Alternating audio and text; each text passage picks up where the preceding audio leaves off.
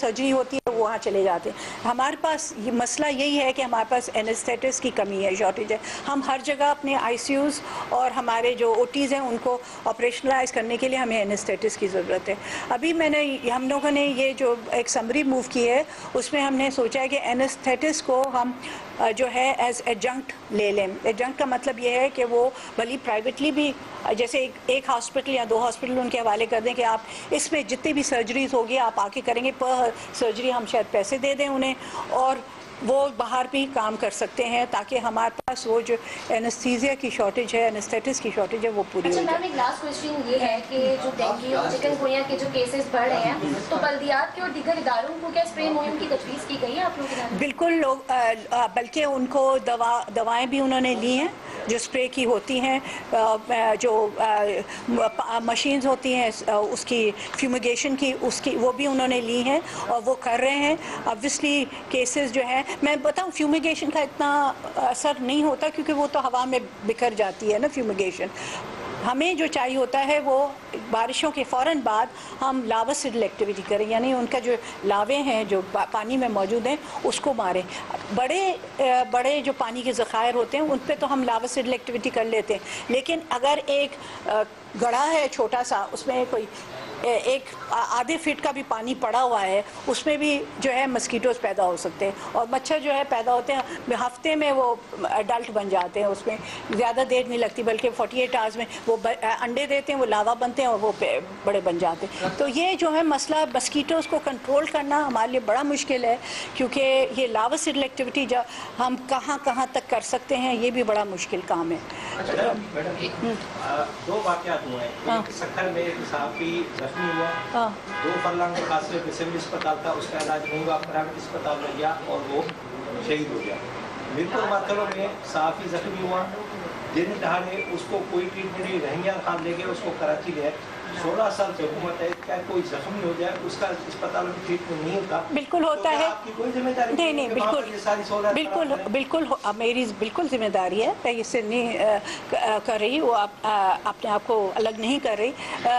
जिधर वो होता है हम उधर एक्शन लेते हैं।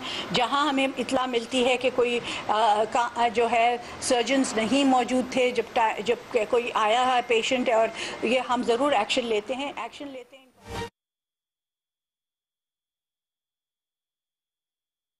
इंक्वायरी होती है, उस पर एक्शन भी लेते हैं, उनको शो कॉज नोटिस भी दिया जाता है, उनको पेनलाइज भी किया जाता है, तो वो करते रहते हैं। अब बहरहाल जैसे मैंने कहा, हमें बायोमेट्रिक्स की ज़रूरत है, ताकि हम बायोमेट्रिक्स रखें, ताकि अटेंडेंस लगे डॉक्टर्स की और पैरामेडिक्स की और सब स्टाफ की, ताकि हमारे पास ये जो है किसी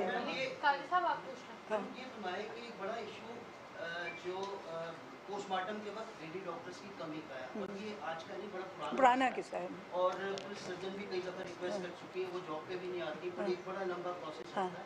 इसको कब सॉल्व करें? दूसरी बात इसको सॉल्व कर बिल बैंक की तमाम जो कायम करने के लिए स्टेब्लिश तमाम रुकावटें खत्म हो गई है अभी तक उसमें है? सॉरी, किसकी? बिल बैंक की। अच्छा, पहले तो मैं इसका बताऊं, 17 हमने अभी ML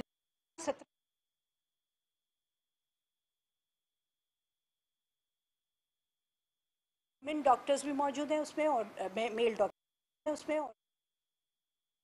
तो ये 17 लोग जो हैं, क्योंकि हम कराची को देख रहे हैं, फिर आस्ते आस्ते करके हर डिस्ट्रिक्ट डिविजनल हेडक्वार्टर्स में हम कोशिश करेंगे कि MLOs की तैनाती हो, और वो Sindh health care commission, Sindh public service commission के ज़रिए हम उनकी जो है इंडक्शन कर रहे हैं, और ये होगी, और इस वजह से थोड़ा सॉल्व हो गया मसला भी, कराची की बहुत हद तक सॉल्व हो गया। 17 MLOs आ चुके हैं, और ये सेपरेट केडर हमने बना लिया, ताकि इसमें ये नहीं होता, हमारे जो डॉक्टर्स थे वो जाते नहीं थे इसमें, ऑटोप्सीज नहीं करते थे, वो कहते थे कि हमें कोर्ट में जाना पड़ता है, ये वो। तो अभी अगर क्योंकि वो उसी सर्विस में अवेलेबल अभी इंडक्ट किया है, तो उनको करना पड़ेगा, क्योंकि वो MLO इंडक्ट हुए हैं, तो वो अलग हमने केडर कर लिया है। इस वजह से हमें आसानी होगी कि हम दूसरी हायरिंग करके और दूसरे डिविजनल हेडक्वार्टर्स में भी डाल दें, ताकि ये जो मसला है